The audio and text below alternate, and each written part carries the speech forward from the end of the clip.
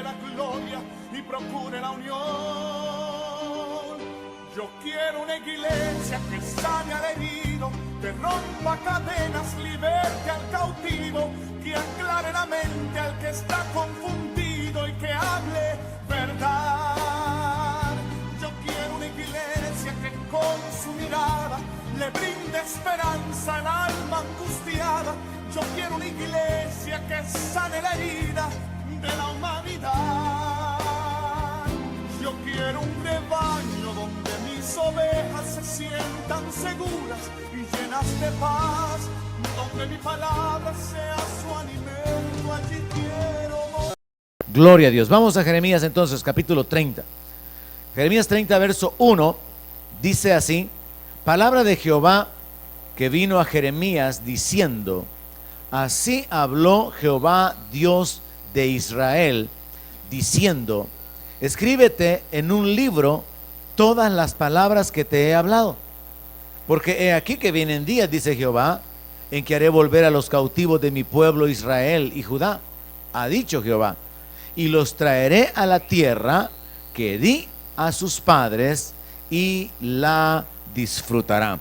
Quiero detenerme aquí con estos dos versos en el capítulo 30.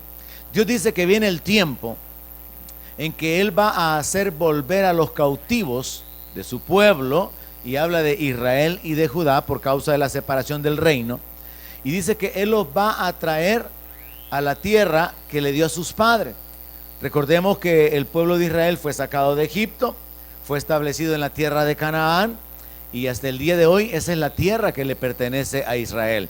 Por cierto, cuando el Estado de Israel fue fundado, se estableció como prueba la Biblia, la evidencia histórica bíblica de que Dios les había dado ese terreno como herencia, como propiedad a los israelitas, para que esto fuera reconocido como el territorio de la nación de Israel. Y la ONU aceptó ese argumento de que esa tierra descrita por Dios cuando le hizo el pacto a Abraham y luego conquistada por Josué, la ONU aceptó que esos registros históricos de la Biblia eran valederos para poder aceptar la idea de que ese territorio le pertenece a Israel. Pero han sucedido eventos a través de los cuales la nación de Israel ha tenido que ser sacada de su tierra. Y aquí vemos en el verso 3 que después de hablar acerca del cautiverio del pueblo de Israel que fue llevado a Babilonia, Dios hace una promesa de restaurar a su pueblo, y entonces en el verso 3 dice: vienen los días en que voy a hacer volver a los cautivos de mi pueblo a la tierra que le di a sus padres. Dios está anticipándose y está haciendo una promesa de restauración. Ahora, ubiquémonos en el tiempo. Estamos hablando en el tiempo de Jeremías, estamos hablando en el tiempo en que Nabucodonosor llevó cautivo al pueblo de Judá a Babilonia, y Dios está anticipándose y diciendo: el tiempo viene, yo los voy a hacer volver a su tierra, a la tierra que le di a sus padres, y ellos la van a disfrutar. Ahora, ese tiempo fue establecido en un par de capítulos anteriores, y entendimos que Dios habló acerca de 70 años. Esos 70 años son los 70 años por los cuales Daniel se dispuso a orar.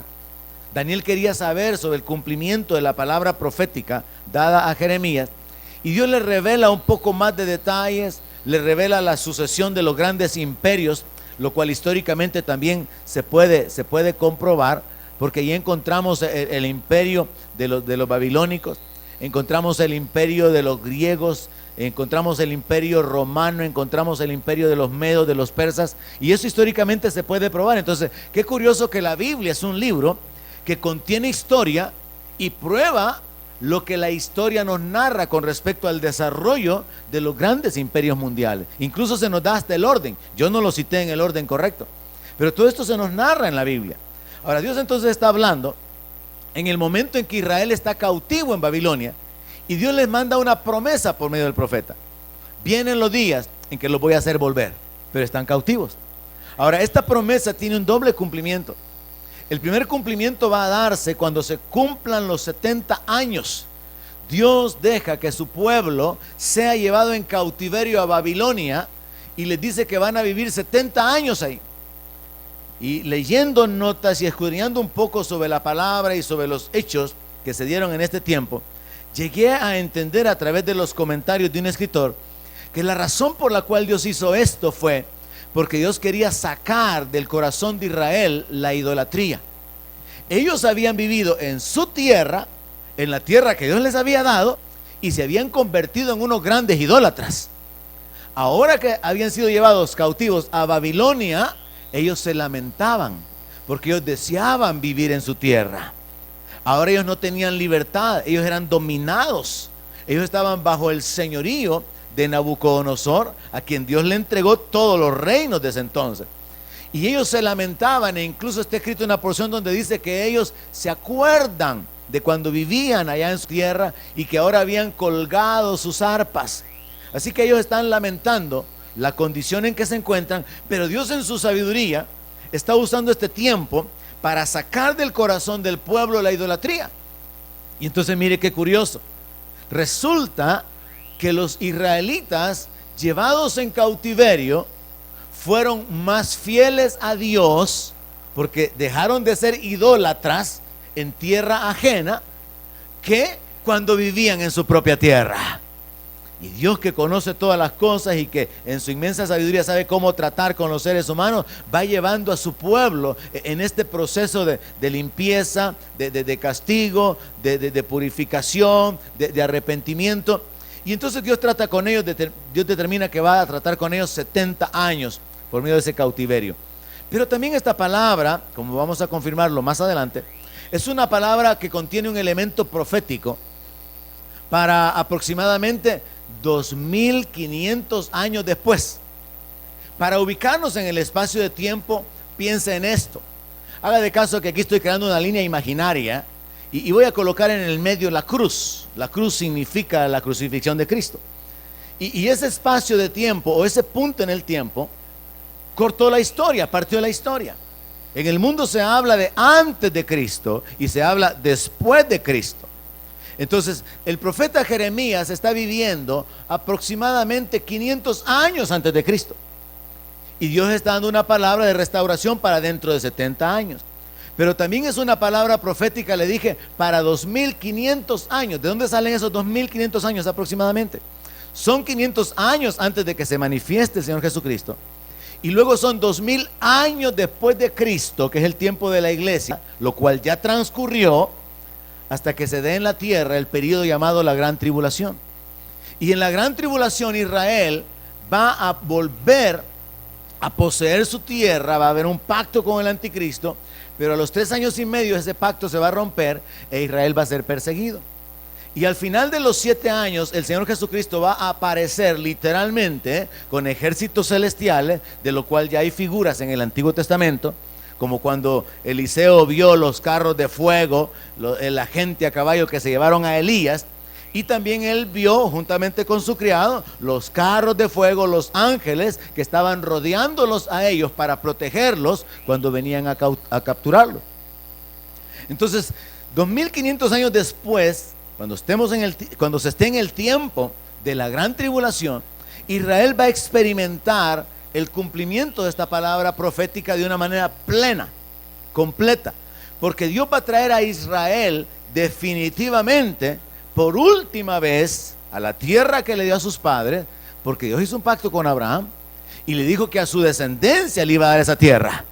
Entonces, aunque actualmente los palestinos, actualmente los árabes, actualmente los musulmanes quieren borrar a Israel del mapa y hay guerra por causa de ese territorio, temporalmente ellos han logrado han causado que Israel tenga que estar esparcido, pero viene el tiempo en que Dios va a juntar a su pueblo en la tierra que Dios le juró a Abraham que le iba a dar a su descendencia.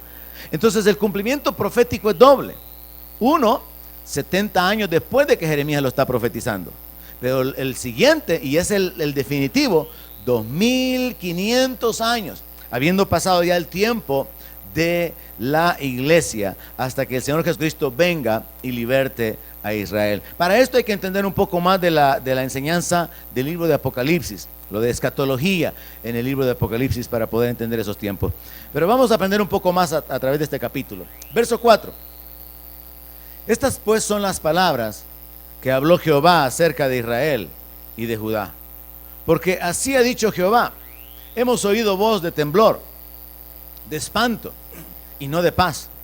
Inclina ahora y mirad si el varón da a luz, porque he visto que todo hombre tenía las manos sobre sus lomos como mujer que está de parto, y se han vuelto pálidos todos los rostros. Ah, cuán grande es aquel día, tanto que no hay otro semejante a él. Tiempo de angustia para Jacob, pero de ella será librado. Aquí vamos entendiendo que la palabra profética tiene que ver con el tiempo de la gran tribulación, porque vemos acá una frase en el verso 7 donde dice: ah, cuán grande es aquel día. Y ese día al que se hace referencia en los escritos de los profetas es la segunda venida de Cristo. Ese gran día de Jehová es el día de juicio sobre las naciones. Ahora, es muy importante establecer esto en nuestra mente. Cuando estudiamos, cuando leemos los escritos de la Biblia, que fueron inspirados por Dios a los profetas, tenemos que hacerlo con el entendimiento de en qué tiempo ellos vivían cuando estaban recibiendo esas revelaciones y para qué tiempo eran las revelaciones que estaban recibiendo. Porque todos los profetas hablaron de las cosas por venir.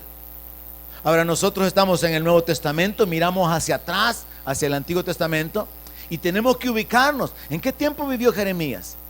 ¿En qué tiempo vivió Isaías? ¿En qué tiempo vivió Daniel? Tenemos que estar ubicados con respecto al espacio de tiempo en el que cada uno de ellos vivió, y a través de escudriñar la palabra, tratar de analizar o entender para qué tiempos se estaban estableciendo o se estaba estableciendo el cumplimiento de las cosas que ellos estaban anunciando.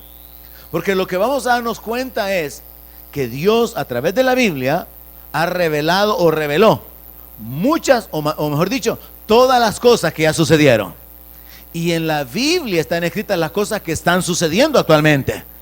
Y en la Biblia están escritas las cosas que van a suceder posteriormente. Entonces, una de las razones por las cuales yo puedo confiar en la palabra de Dios, en la Biblia, saber que la Biblia es la palabra de Dios, es porque la Biblia contiene revelaciones de lo que ya pasó y Dios lo reveló antes de que pasara, de lo que está pasando y Dios lo reveló hace mucho tiempo, y de lo que va a pasar.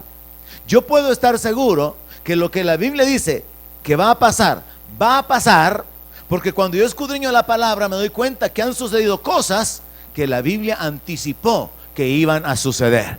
Por ejemplo, el Señor Jesucristo habló de que las señales antes de su venida serían guerras, terremotos, pestes, falsos cristos. Se habla también de apostasía, se habla de confusión religiosa, se habla de que la maldad se iba a aumentar, y estamos viendo eso claramente delante de nuestros ojos ahora.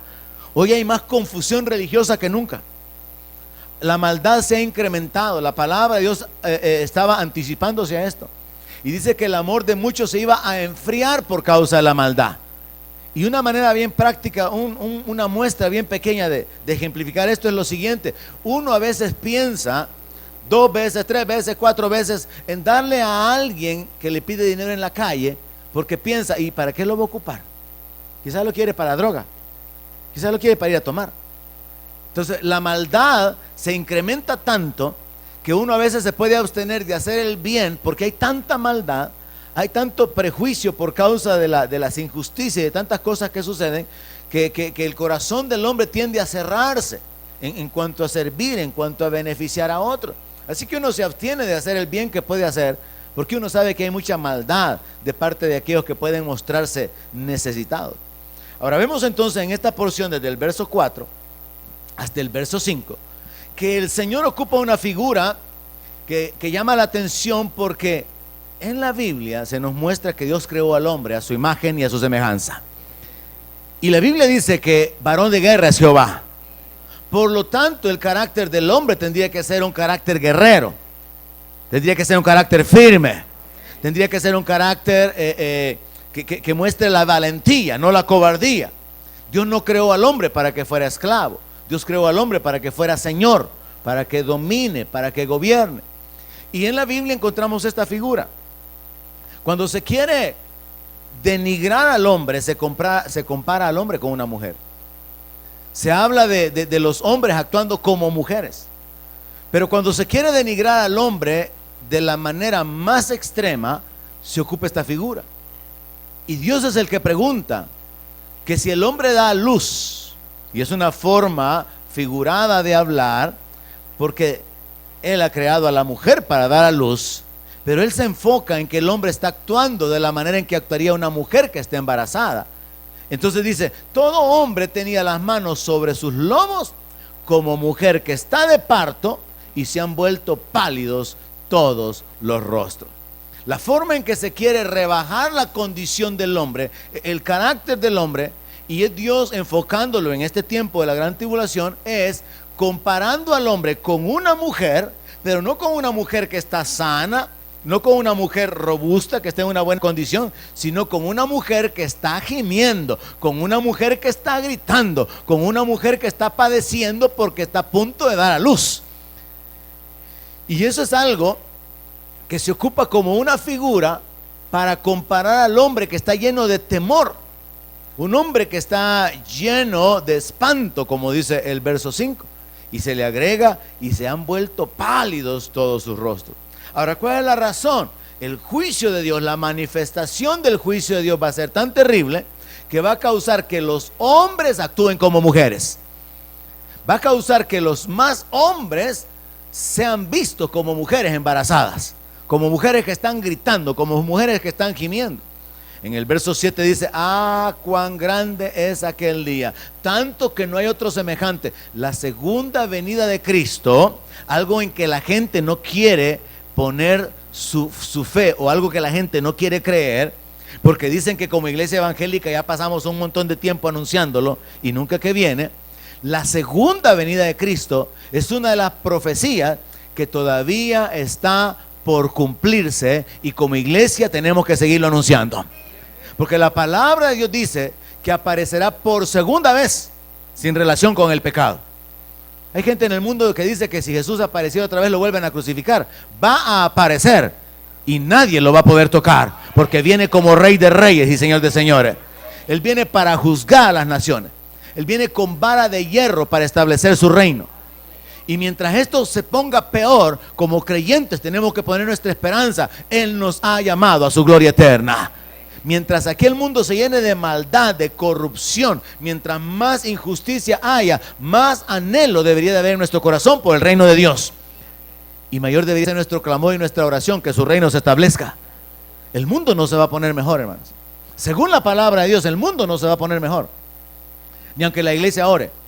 El mundo no se va a arreglar. Proféticamente, bíblicamente, aún la palabra de Dios dice que cuando el Hijo del Hombre venga, ¿hallará fe en el mundo? La palabra de Dios dice que cuando el Hijo del Hombre venga, será como en los tiempos de Sodoma y Gomorra. Será como en los días de Noé. Tiempos de corrupción, tiempos de inmoralidad. Eso no va a cambiar. La iglesia no va a cambiar al mundo. La iglesia puede arrebatar a algunos del mundo, pero no puede cambiar al mundo. Pero la iglesia tiene que estar firme. La iglesia tiene que entender cuál es su identidad, cuál es su llamamiento, cuál es su capacidad, de manera que haya una separación entre los que son iglesia y los que no son iglesia, porque ahora medio mundo dice que es cristiano. Pero tiene que haber una separación clara en quiénes son los verdaderos creyentes y quiénes son, como dice la palabra, la cizaña que está creciendo con apariencia de trigo, pero no es trigo.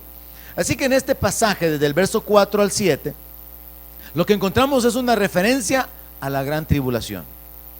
La gran tribulación, esa etapa que va a durar 7 años sobre el mundo entero. Pero esa etapa está enfocada para Israel. Vean el verso 7 a continuación de la descripción del día, que no hay otro semejante a él. Dice, tiempo de angustia para Jacob, pero de ella será librado. La gran tribulación es un período de grandes sufrimientos, de manifestación demoníaca, de dominio satánico, que va a comenzar en la tierra cuando la iglesia sea arrebatada. ¿Cuántos están esperando al Señor? Y hay que separar el arrebatamiento de la iglesia de la segunda venida de Cristo. Cristo vino y murió por nuestros pecados. ¿Alguien dice amén? Él vendrá para levantar a la iglesia y nos vamos a encontrar con Él en las nubes. ¿Alguien dice amén? Pero después por segunda vez vendrá a la tierra para establecer el reino. Eso es lo que la palabra revela.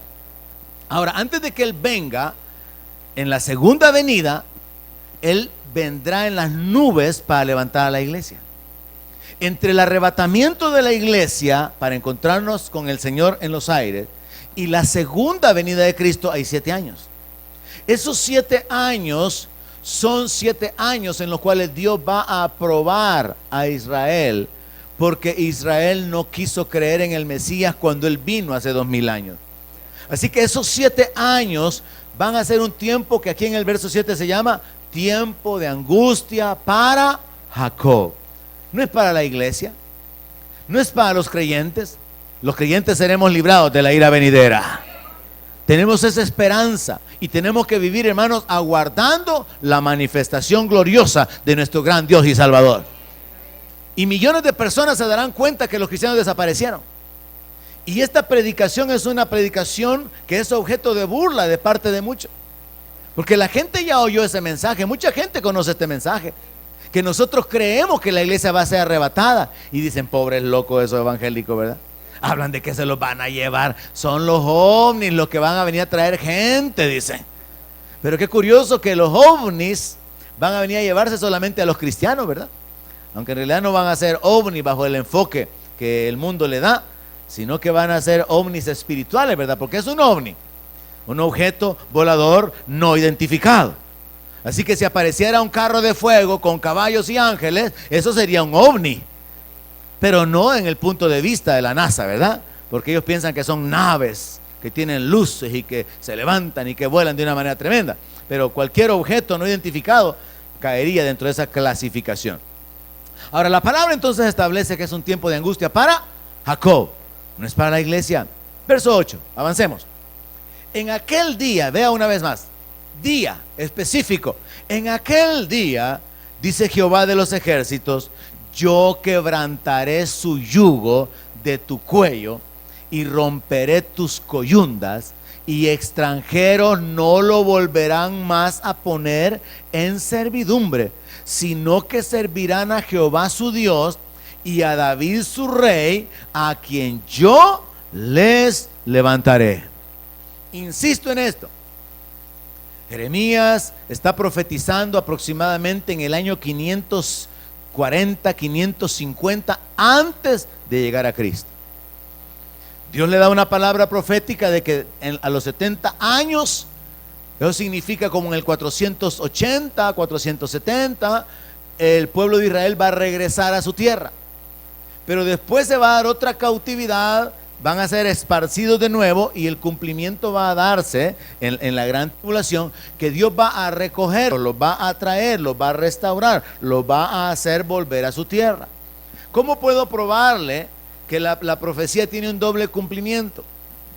Dice aquí la palabra de Dios que en aquel día, y ahí ya no significa después de los 70 años, sino que lo que estamos viendo después de la gran tribulación, el Señor va a quebrantar el poder de los enemigos de Israel, va a hacer deshecho el yugo, van a ser rotas las coyundas, o sea, las piezas de cuero con las que se amarraba el yugo, y dice que a partir de ese día de liberación, nunca jamás ningún extranjero va a dominar a su nación, sino que van a servir a Jehová Dios y a David su rey. Y esto solamente puede ser hecho en el milenio, en el reino milenial de Cristo. Cuando el Señor venga por segunda vez para establecer su reino en la tierra, y la iglesia viene con el Señor, hermanos, porque la iglesia fue arrebatada antes de la gran tribulación. Cuando el Señor venga a establecer su reino en la tierra, Él va a libertar a Israel. Y jamás, desde ese punto en adelante, la nación de Israel va a quedar en cautiverio, porque ahora Dios va a establecer como rey, aquí dice la palabra, a David, pero es una forma figurada de hablar de Cristo Jesús, la raíz de David, el hijo de David, la simiente de David. Entonces vea, proféticamente está escondido. Nos ubicamos en que Jeremías está viviendo ahí en el 530, 540, está profetizando ahí. Pero lo que él está profetizando tiene que ver con 70 años después, pero tiene que ver con 2500 años después. Y esos 2500 años ya pasaron, porque ya pasaron los 2000 años de la iglesia. Nosotros estamos más cerca, hermanos, de la venida de Cristo como nunca nadie más antes lo ha estado. Porque ya pasó el tiempo que, según Oseas, Dios iba a dejar abandonado a Israel. Según la palabra de Dios en Oseas, Dios iba a dejar al pueblo de Israel abandonado durante 2 días. Y al tercer día le daría vida. Y los 2 días significan 2000 años. Y esos 2000 años son los que ya pasaron de la era cristiana. Por eso es que nosotros podemos ver el cumplimiento de las señales de una manera tan clara ahora, porque ya pasó prácticamente el tiempo. Podríamos decir que estamos viviendo tiempo extra antes de que la iglesia sea arrebatada. Solamente hay un secreto más que usted debe de conocer en esto, y es que como para Dios 1000 años nuestros son para Él como un día, entonces para Dios ya pasaron los 2 días. Pero Dios no es que retarde su promesa, sino que Él quiere que todos sean salvos, dice la palabra. Eso dice la Biblia. No es que Dios no vaya a cumplir su promesa. Él está esperando que la gente se arrepienta y sea salva. Pero aparte de eso, como para Dios, cuando han pasado para nosotros 1000 años, para Él es como un día. Cuando han pasado para nosotros 50 años, para Dios son minutos lo que han pasado. 25 años, un par de minutos.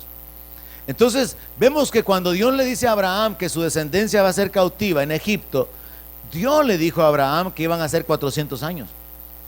Pero cuando llegó el cumplimiento de esa palabra profética que Dios le dio a Abraham, y eso se puede probar históricamente, cuando se cumple la esclavitud de los israelitas en Egipto, estuvieron como esclavos 430. O sea que hubo un margen más. Y dice que Dios se manifestó hasta que subió a él el clamor de los hijos. O sea que quizás si hubieran orado más, hubiera sido más rápida la liberación. Le dejo ahí solamente ese tip, fíjese. Pero pasaron 30 años más después de lo que Dios había dicho, lo cual revela también que ahorita podríamos estar ya en tiempo adicional, pero que la venida del Señor para arrebatar la iglesia está cerca. Verso 10, capítulo 30 de Jeremías, verso 10. Tú pues, siervo mío Jacob, no temas, dice Jehová, ni te atemorices, Israel, porque he aquí, yo soy el que te salvo de lejos, a ti y a tu descendencia de la tierra de cautividad.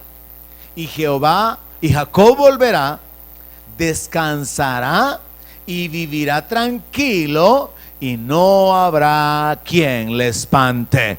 Gloria a Dios, hermano. Aunque los judíos viven esperando al Mesías todavía, no reconocieron que Jesucristo era el Mesías, y por eso lo crucificaron. Por eso en la película sale, por eso en Semana Santa se enfoca cuando Pilato les preguntó a quién les soltaba, si a Barrabás o a Jesús, y los mismos judíos dijeron a Barrabás. Los mismos judíos dijeron crucifícale.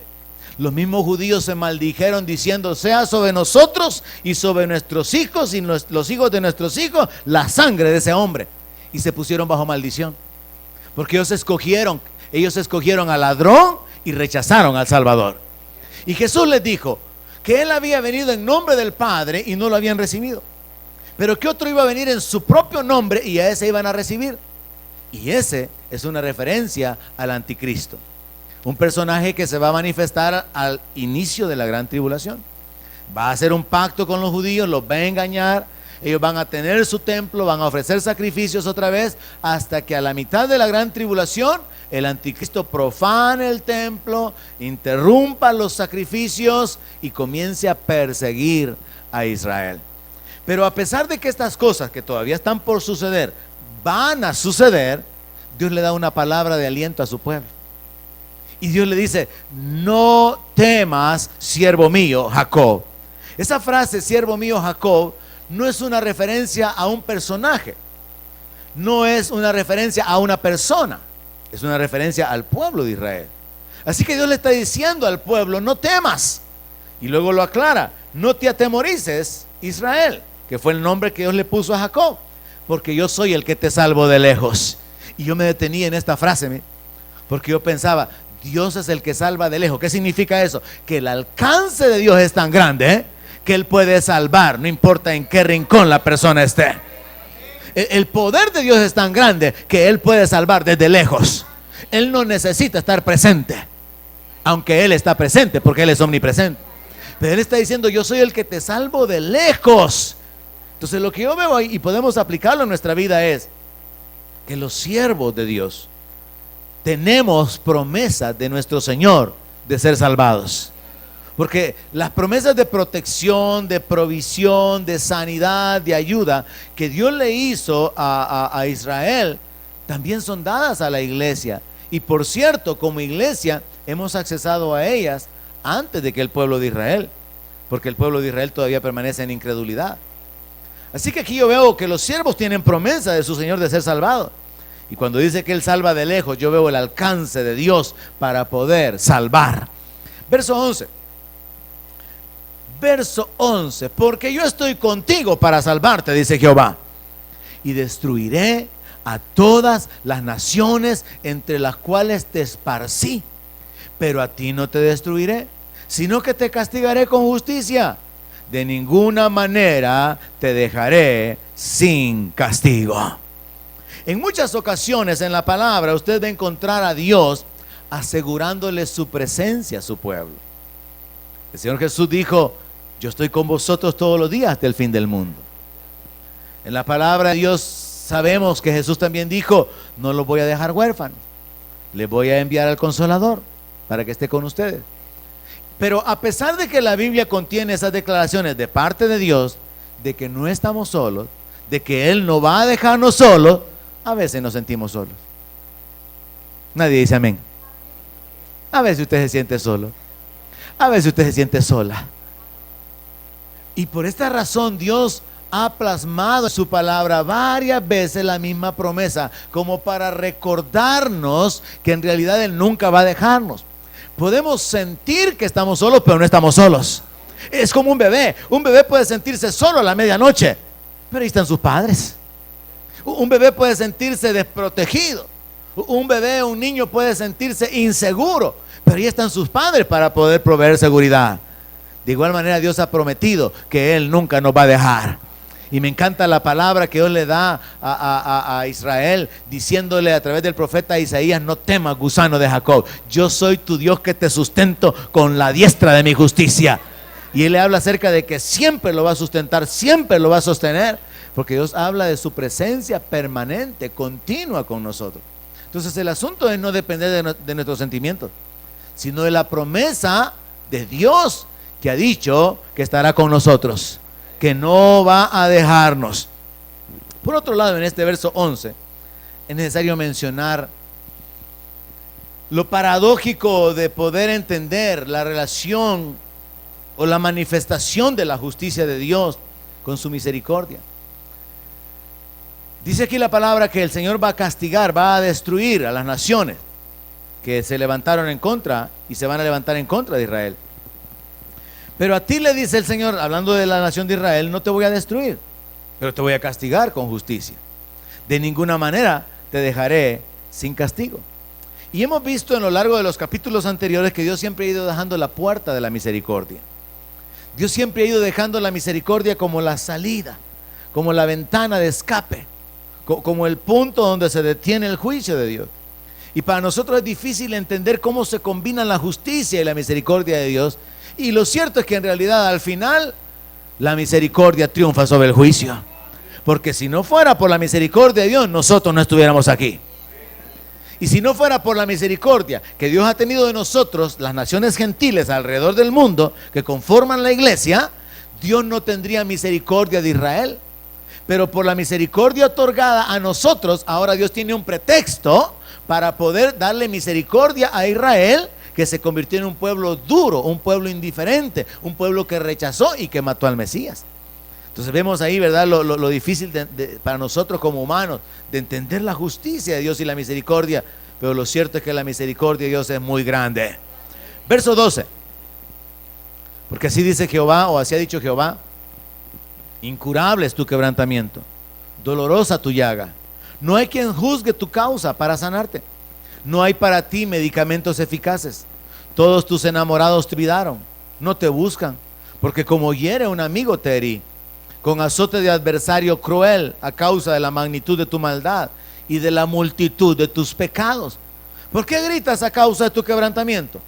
Incurable es tu dolor, porque por la grandeza de tu iniquidad y por tus muchos pecados te he hecho esto.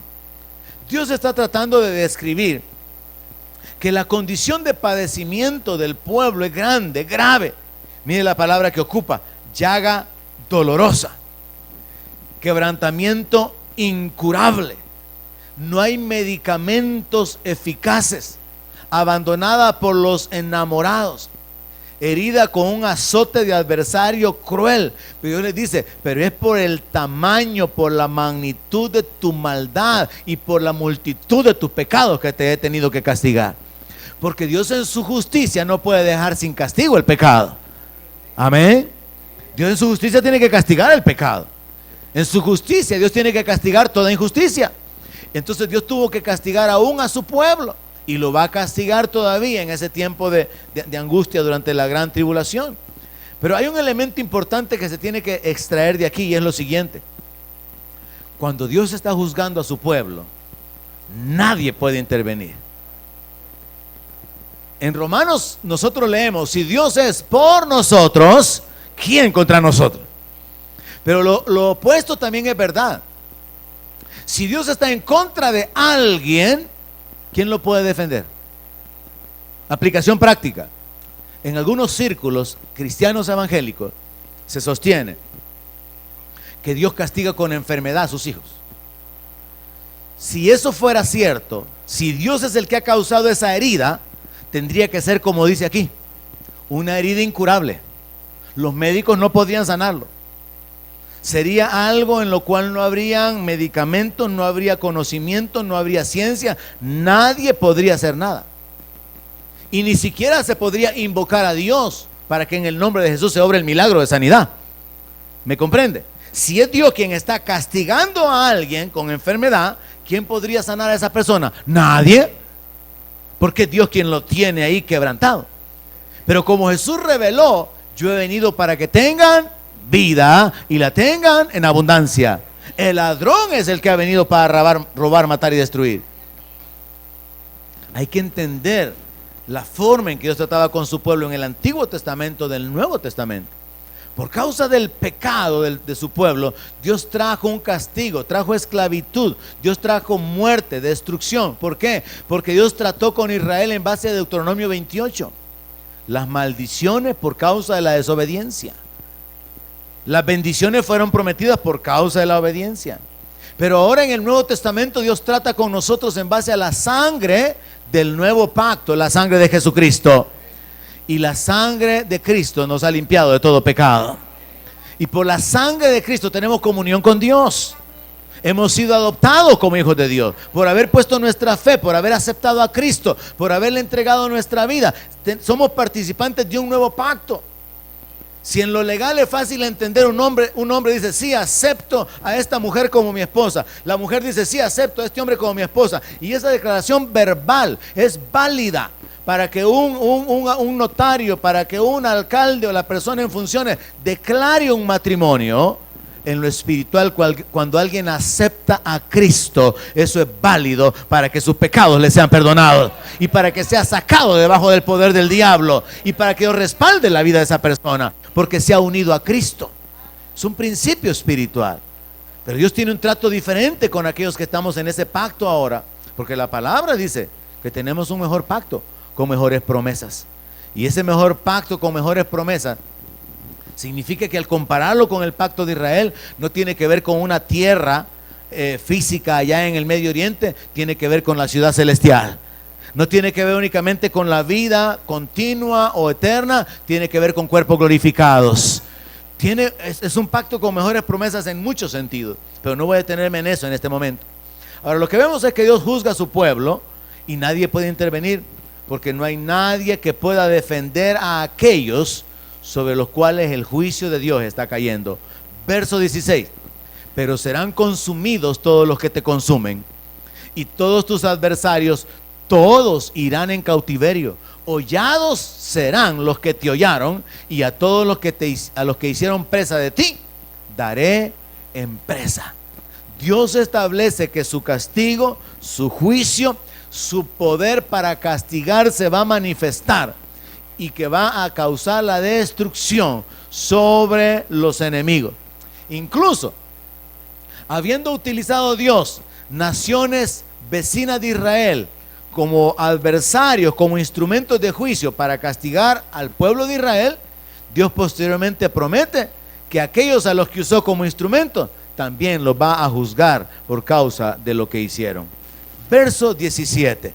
Otra vez Dios en su gracia, hablando de misericordia y trayendo promesas de bendición. Mas yo haré venir sanidad para ti y sanaré tus heridas, dice Jehová. Gloria a Dios, hermano. Porque desechada te llamaron, diciendo, esta es Sión, de la que nadie se acuerda. Por un tiempo la ciudad iba a ser abandonada. Iba a ser vista como que si Dios la ha abandonado. Así ha dicho Jehová. He aquí, yo hago volver los cautivos de las tiendas de Jacob, y de sus tiendas tendré misericordia, y la ciudad será edificada sobre su colina, y el templo será asentado según su forma. Y saldrá de ellos acción de gracias y voz de nación que está en regocijo, y los multiplicaré y no serán disminuidos, los multiplicaré y no serán menoscabados, y serán sus hijos como antes, y su congregación delante de mí será confirmada, y castigaré a todos sus opresores. De ella saldrá su príncipe, y de en medio de ella saldrá su señoreador, y le haré llegar cerca, y él se acercará a mí, porque ¿quién es aquel que se atreve a acercarse a mí? Dice Jehová. Verso 22. Y me seréis por pueblo, y yo seré vuestro Dios. Dios desea tener un pueblo. Y Dios invitó al pueblo de Israel en el Antiguo Testamento para que se convirtieran en su pueblo santo. Pero ellos no quisieron, se desviaron, se apartaron, fueron desobedientes. Dios los llevó a lo máximo con Salomón en el establecimiento del reino, pero comenzando con el rey que por andar de adúltero estaba estableciendo relaciones con muchas naciones paganas y terminó en adulterio espiritual, convirtiéndose en un idólatra. Y toda la nación de Israel decayó. El reino se divide y son esparcidos. Ahora Dios comienza a tratar con los gentiles, con los que éramos menospreciados y vistos mal en el Antiguo Testamento por los judíos. Nosotros ahora somos los obreros a los cuales se nos ha entregado la viña, porque los antiguos obreros no entregaron el fruto que tenían que entregar. La iglesia ahora, conformada por las naciones gentiles, es decir, las naciones que no son judías, tienen ahora la oportunidad de ser parte del pueblo de Dios.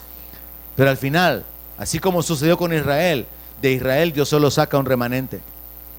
De los gentiles, Dios solo va a sacar también un remanente. Porque no todo el que le dice Señor, Señor, va a entrar en el reino de los cielos. Y actualmente, con mucha más razón, con tanta confusión, con tanto engaño, con tanta desviación que hay dentro del cristianismo aparentemente, por no permanecer en la palabra, hay un montón de falsedad, falsas doctrinas, falsos ministros, falsos hermanos, pero el Señor tendrá su iglesia. El Señor tendrá su remanente, porque Dios ha pagado con sangre para presentarse una iglesia gloriosa, sin mancha y sin arruga. Dios siempre ha procurado un pueblo. Quiso que el pueblo de Israel fuera ese pueblo en el Antiguo Testamento. No logró hacerlo por causa de su desobediencia, por causa de su falta de fe. Ahora Dios está tratando con los gentiles. Y de esto nos habla la parábola de las bodas. Las bodas están preparadas. El rey invita a que vengan a las bodas, pero los invitados no van. Están ocupados.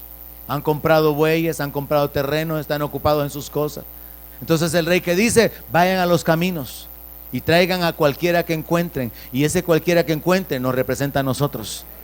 Nos representa a los que no valíamos nada, a los que éramos vistos como de menos. Y entonces la casa se llena porque las bodas ya están preparadas. Pero aunque han sido invitados todos, hay uno que no está vestido de boda. Y el que no está vestido de boda lo sacan. Asegúrese de estar vestido de bodas para que no lo saquen. De eso nos hablan las parábolas del reino y del propósito de Dios de tener a su pueblo y cómo lo va a alcanzar. Así que Dios habla acerca de la restauración. Dios va a traer sanidad, Dios va a traer restauración, su pueblo va a ser su pueblo y Dios va a ser el Dios de ese pueblo. Versos 23 y 24. He aquí la tempestad de Jehová sale con furor, con ira. La tempestad que se prepara sobre la cabeza de los impíos reposará. Ay, hermano, los que se andan ensañando ahora con la maldad, viene el tiempo en que Dios va a traer juicio y castigo sobre ellos.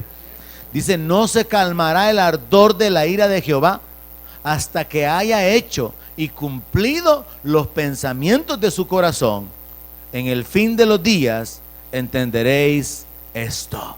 Dios habla entonces palabras de consuelo, de aliento. Dios trae promesas de restauración, de sanidad. Dios promete su presencia a su pueblo. Pero Dios asegura y Dios afirma el castigo sobre los malos. Dios establece que el juicio se va a ejecutar sobre toda la impiedad. Dios confirma que eso va a ser hecho. Y dice que esa ira no se va a detener hasta que haya cumplido los pensamientos. O sea que el castigo no se detiene hasta que se haya ejecutado plenamente. Pero el verso 24 termina con esta frase: en el fin de los días entenderéis esto. Israel todavía no entiende todo esto. Ellos no pueden comprender hasta que estén viviendo la etapa de persecución en la gran tribulación, cuando tengan que ser ayudados por naciones gentiles para escapar de la destrucción que el anticristo va a levantar en contra de ellos. Ellos no pueden entenderlo, pero nosotros sí podemos mirar a través de los ojos espirituales el plan de Dios para con nosotros y para con Israel. Y esto tiene que hacernos estar más firmes en nuestra esperanza, sabiendo, hermanos, y viviendo con confianza en medio de un mundo lleno de maldad, de violencia y de corrupción, sabiendo Dios puede guardarnos como su pueblo. Y Dios va a extender su mano en contra de toda la impiedad y de toda la injusticia. Pero por cierto, es importante continuamente aprender a vivir escondidos en el Señor, porque somos guardados por el poder de Dios mediante la fe. Así que es muy importante depender de Él, sabiendo que Él trae sanidad, restauración, libertad, protección, y sabiendo de que su mano poderosa se va a extender sobre todos los malos, sobre todos aquellos que parece que son los que dominan y se enseñorean, pero viene el día en que Dios va a castigarlos con su ira. Concluimos aquí entonces el capítulo 30. Próxima semana avanzaremos hacia el capítulo siguiente. Póngase de pie, vamos a despedirnos simultáneamente, consagrar nuestras ofrendas, nuestros diezmos al Señor. Donde mi palabra sea su alimento, allí quiero morar.